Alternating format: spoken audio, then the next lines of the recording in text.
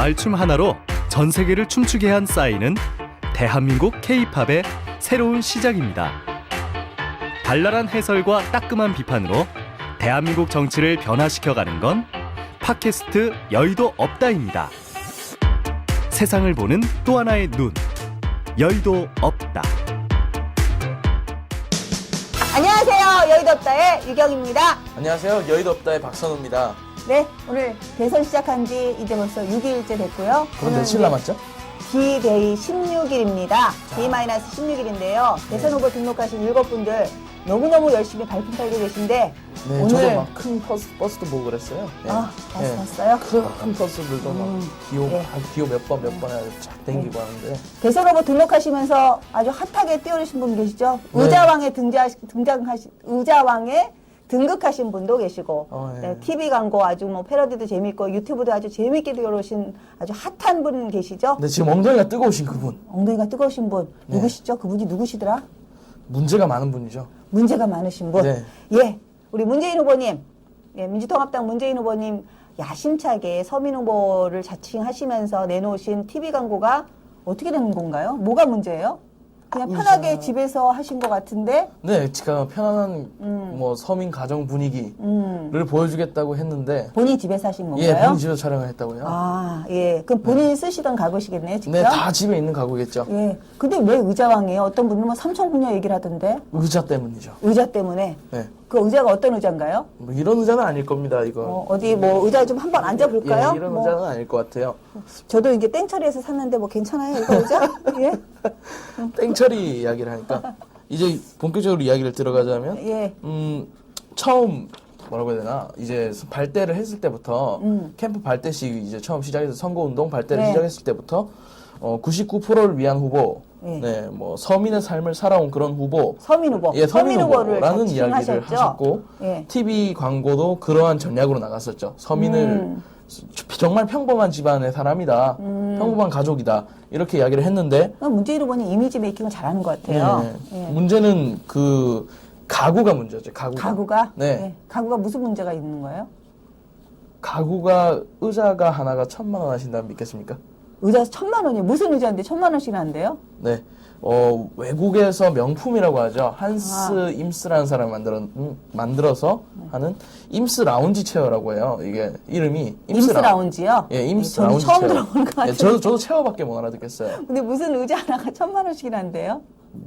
수입품이라고 그렇죠, 일단은. 수입품이라서? 예, 고가의 물건인데다가 예. 기본 가격이 미국 달러 한 4,500불 정도니까. 우리나라 네티즌 대단합니다. 예. 그거를 어떻게 찾아냈을까요? 다 조사가 됐어요, 벌써 지금. 전 그것만 긁어온 거예요. 예. 편하게. 이게 1,000만 원인데, 네. 예, 뭐 이게 뭐 컬러 추가하면 또 1,000만 원이 훌쩍 넘는다면서요? 네, 뭐 한 정가 900만 원 정도에 우리나라 수입상에선 900만 원 정도에 옵션이 163만 원짜리 옵션이 163만 원.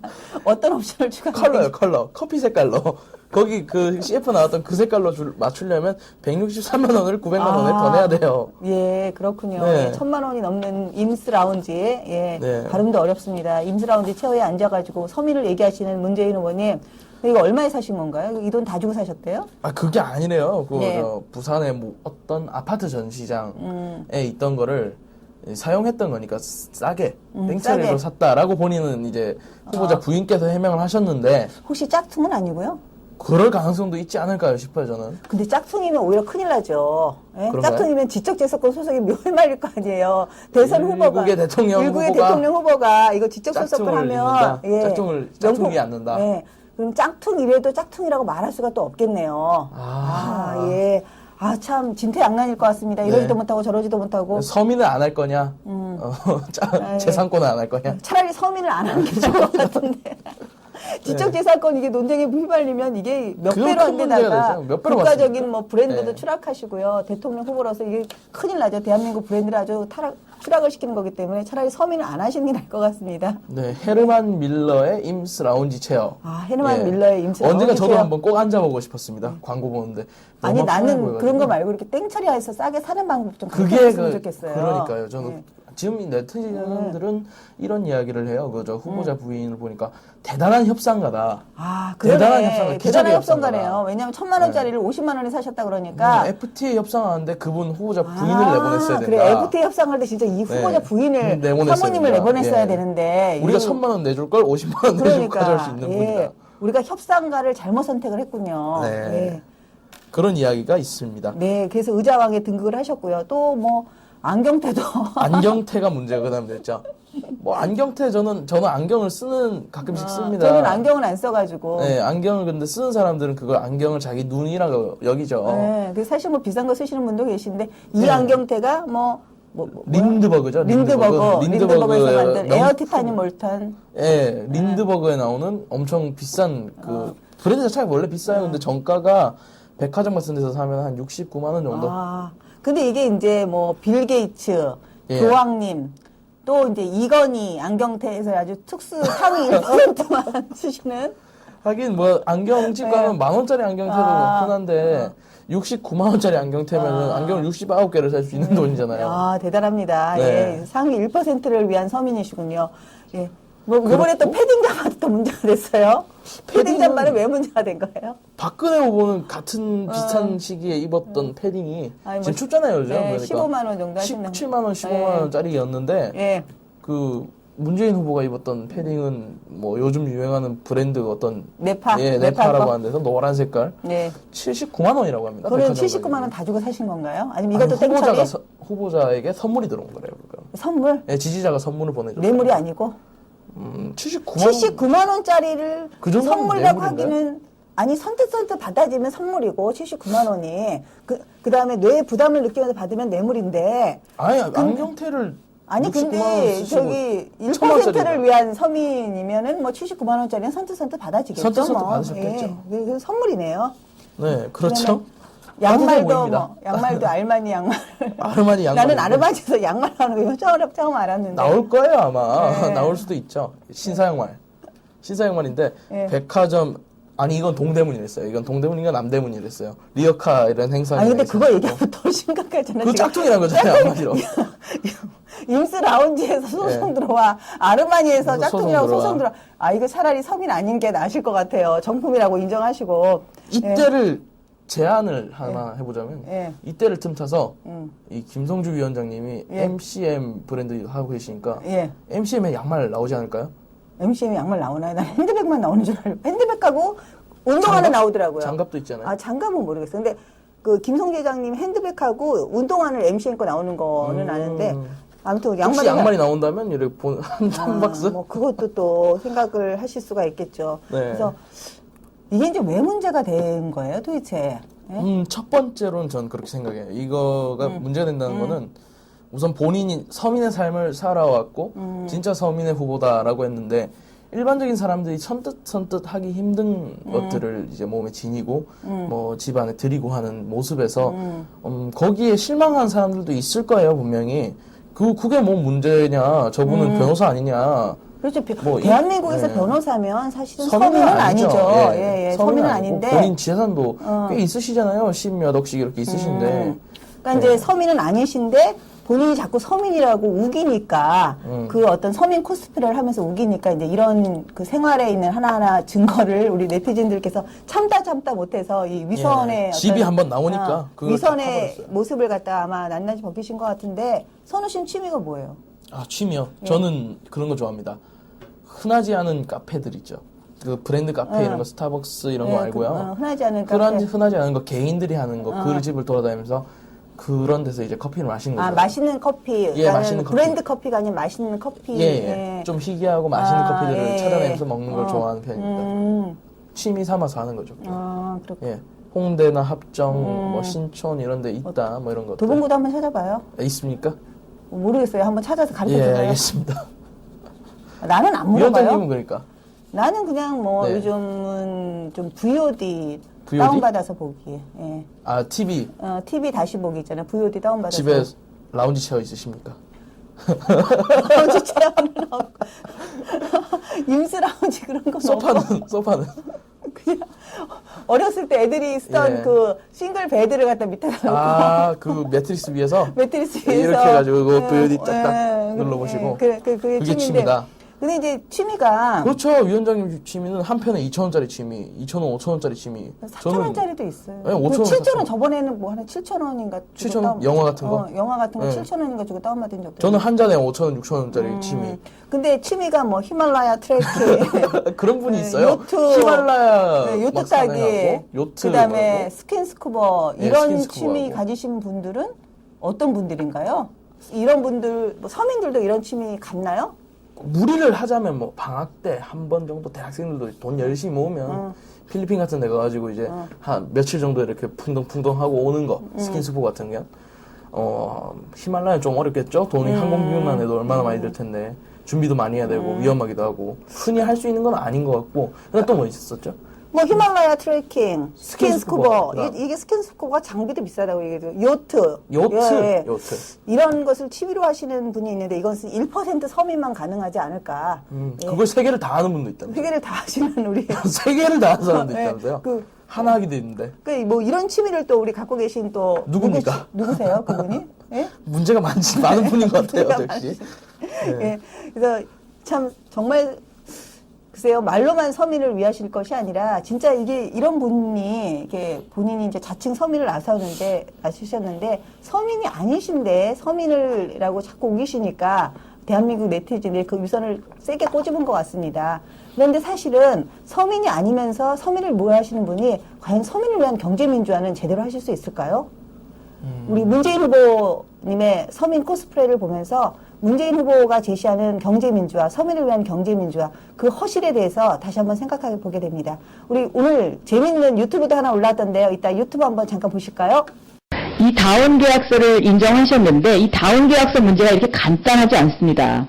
왜냐하면 다운 계약서를 일단 쓰게 되면은요. 다음 차례로 등장하는 것이 무엇이냐면 세금 탈루입니다. 세금 이제 다운 계약서를 인정한다면은 뭐 세금 문제도 따라 나오는데 예 사과드립니다. 이건 사과해서 될 문제가 아니거든요. 세금 탈루는 3년 이하의 징역이에요. 벌금형도 굉장히 셉니다.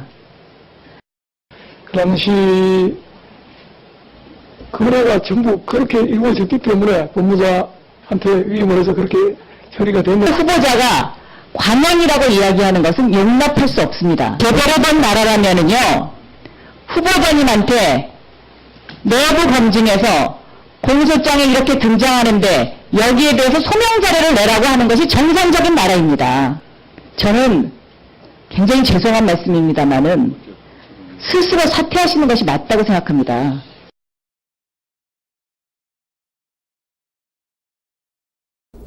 영상 잘 보셨어요?